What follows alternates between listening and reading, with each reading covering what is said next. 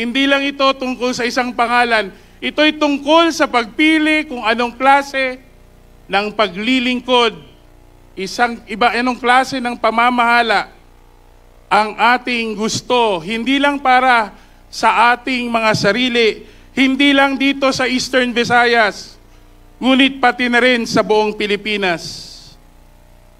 Ang pagpili kung gusto ba natin ng isang gobyernong nakikinig, nagsisilbi at nagmamalasakit. Tingog Party List is not just a party list. Tingog is a movement. Hindi partido ang tingog. Hindi lamang partido ang tingog. Hindi lang isang kilusan. Tayong lahat.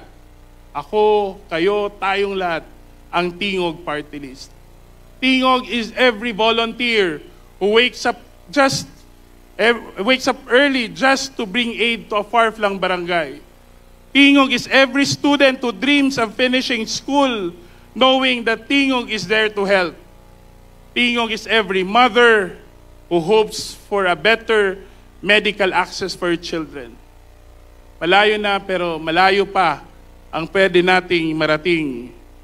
Ituloy natin ang laban.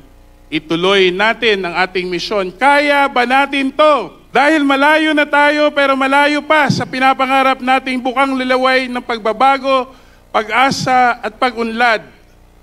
Tayo ang Tingog Party List. Patuloy na makikinig. Patuloy na magsisilbi. Simulan natin ang laban. Iparinig natin sa buong katpuluan ang tunay na boses ng bayan na handang makinig at magsilbi sa bawat Pilipino sa Luzon, Visayas at Mindanao. Mula dito sa Tacloban, dalhin natin sa ating mga nagkakaisang boses at isigaw sa bawat sulok ng ating bansa, andito na ang tunay na tingog ng bayan, ang Tingog Party List.